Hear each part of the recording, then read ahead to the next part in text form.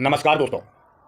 हमेशा हम परिस्थितियों से जूझते रहते हैं, लड़ते रहते हैं और ऐसे में कभी न कभी हमारे मन में ऐसी इच्छा जागृत होती है कि हम कुछ नया करें, कुछ बदलाव लाएं और अपनी किस्मत को बदलें, अपने जीवन को बदलें।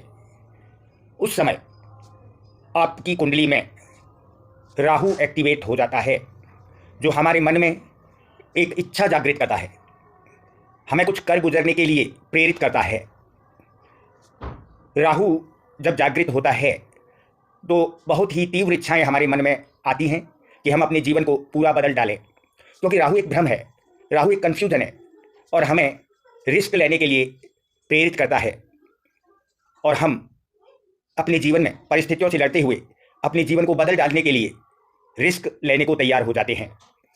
अब आता है ऐसा समय कि हम सकारात्मक कदम उठाते हैं या नकारात्मक, यह डिपेंड करता है उस समय हमारी मानसिकता पर।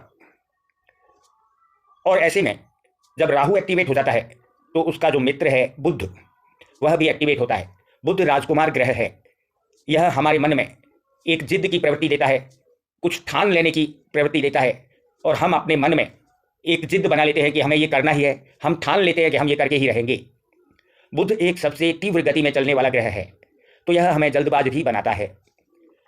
अब राहु और बुध दोनों एक्टिवेट होते हैं तो हमें जिद्दी, जल्दबाज और रिस्क टेकिंग बनाते हुए, हमें रिस्क लेने वाला बनाते हुए हमें आगे बढ़ने के लिए प्रेरित करते हैं। ऐसे में अब समय आता है हमारे जीवन को सकारात्मक रूप में या नकारात्मक रूप में बदल जाने का, क्योंकि राहु के पास ऑक्सीजन नहीं है। राहु और केतु के सर काट दिए गए थे, एक सर हो गया, एक धड़ हो गया। उन दोनों में ऑक्सीजन का पूर्णतया अभाव है। राहु में हमें रिस्क की प्रवृत्ति कूट कूट के मिलती है और बुध जल्दबाजी देता है, राजकुमार होने के कारण एक जिद देता है। जो ठान लेता है वो चाहे परंपरा के अनुसार हो, सभ्यता संस्कृति के अनुसार हो या इनसे विपरीत भी हो, तो उसे कोई फर्क नहीं पड़ता, वह तो बस कर गुजरने पर आतुर रहता है। ऐसी परिस्थिति में अगर हम नकारात्मक कदम उठा लें तो हमारा जीवन पूर्णतया नकारात्मक प्रभाव लेकर आता है। हम बहुत कुछ पाने की बजाय सब कुछ खो भी सकते हैं।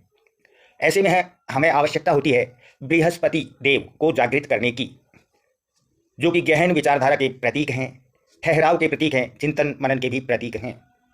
बृहस्पति को ऑक्सीजन का भंडार कहा गया है। एकमात्र बृहस्पति ग्रह ही ऐसा है जो जागृत होने पर राहु को सकारात्मक दिशा में आगे बढ़ाता है।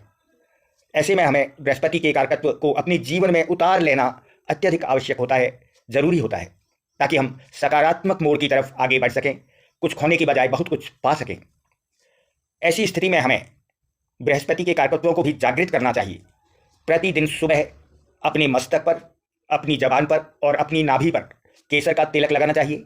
बुजुर्गों की सेवा करनी चाहिए, उनका आशीर्वाद लेना चाहिए।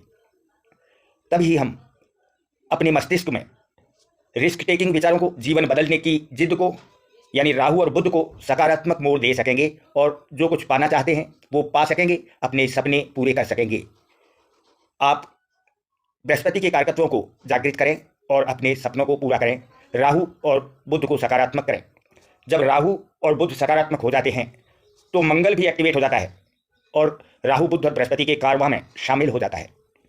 वैसे तो बहुत से ज्योतिषी मंगल और बुध को आपस में शत्रु मानते हैं, लेकिन कोई भी ग्रह किसी ग्रह का शत्रु नहीं होता।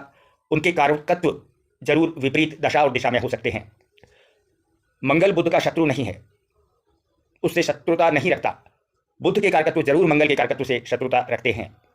ऐसे में मंगल हमें जोश, उत्साह और उमंग देता है।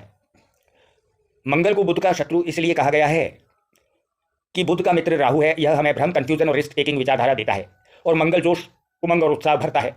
तो ऐसे में अगर बृहस्पति देव का साथ न हो तो आदमी हो सकता है बहुत ही गलत रास्ते पर चल पड़े।